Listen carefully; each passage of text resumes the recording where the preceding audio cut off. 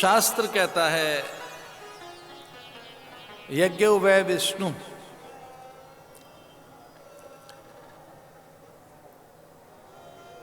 यज्ञ स्वरूप है विष्णु। जो भगवान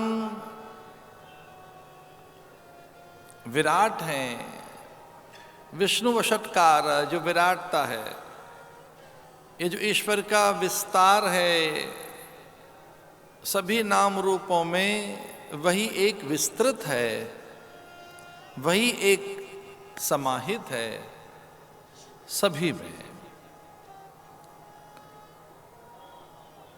उसका एक रूप यज्ञ भी है, यज्ञ वै विष्णु।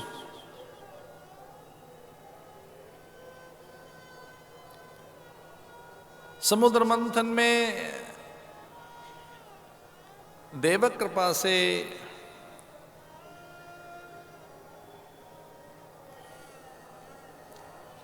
हम मनुष्यों को अमृत हाथ लगाए। भगवत कृपा से देव अमृत पीकर पुष्ट हुए, दैत्य पराभूत हुए।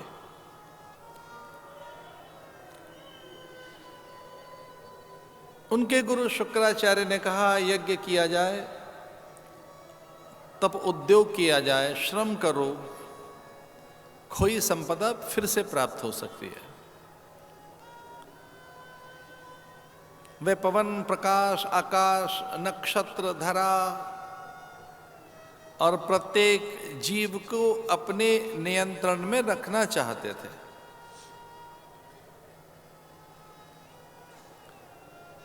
लेकिन अपने अनुसार वे सृष्टि का संचालन करना चाहते थे। पवन, प्रकाश, आकाश उनके अधीन रहे।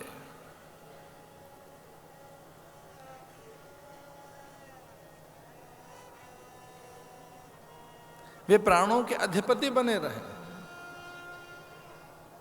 धरा की गंध उर्वरा, जल की आर्द्रता, अग्नि की दाहकता, दिशाओं की व्यापकता, अनंत अंतरिक्ष की यह अनंतता उनके द्वारा नियंत्रित हो।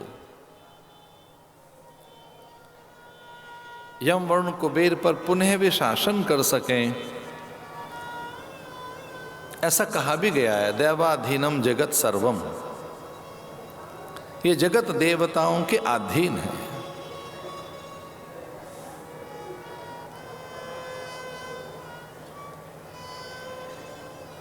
इस प्रकार की आकांक्षा लेकर वे गुरु के सन्मुख हुए।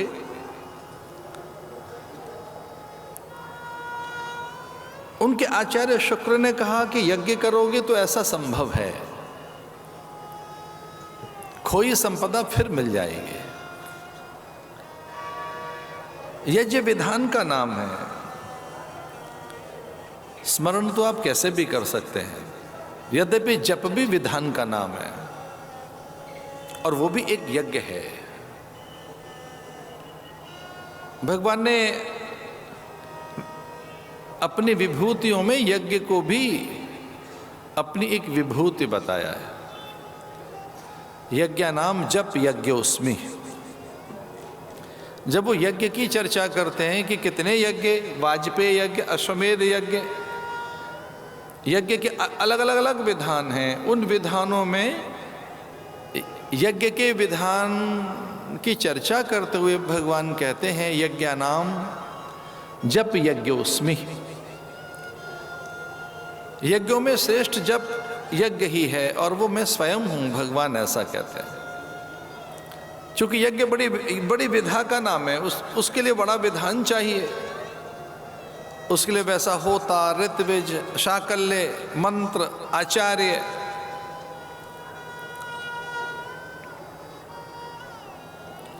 अश्वमेध यज्ञ, ये धरती यज्ञ की धरा है। यह अनेक यज्ञ हुए हैं। ये पुरवा इला का यहाँ वास हुआ है। इस प्रतिष्ठानपुरी में जहाँ हम बैठे हैं, संयोग से प्रयाग का ये हिस्सा, प्रयाग के इस हिस्से को प्रतिष्ठानपुरी भी कहते हैं। इलावास, एलावास, उससे कुछ आक्रांताओं ने इसका नाम बदल दिया। ये इलावास था। एल वंश भी यहाँ प्रतिष्ठित हुआ। पुरुराइला,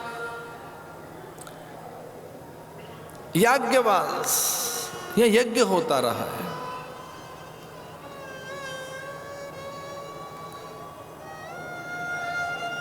कोई लोभ लेकर, कामना, ऐषणा, स्पृहा, लालसा, परिग्रह की भावना लेकर यज्ञ न किया जाए। यज्ञ स्वयं विष्णु है।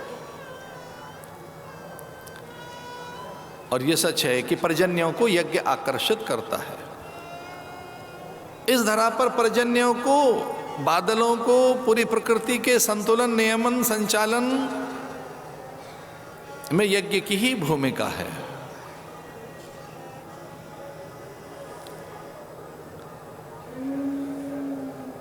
यश, मान, सम्मान के लिए, प्रचुर पदार्थों के लिए, वस्तुओं की बहुलता के लिए देवगण हमारे अनुचर बने, अप्सराएं, सुरबालाएं, गंधर्व कन्याएं वे हमारी किंकरियां बन जाएं और समूची प्राण सत्ता पर हमारा प्रभुत्व हो। देव, धनुज, मनु समूह का हमारे पास स्वामित्व हो। सकल प्राणी समूह में हमारा ही आधिपत्य हो। हम निहारिका नक्षत्रों का नेतृत्व कर सकें। इस कामना से शुक्राचार्य से यज्ञ विधान पूछकर बलि ने यज्ञ आरंभ किया।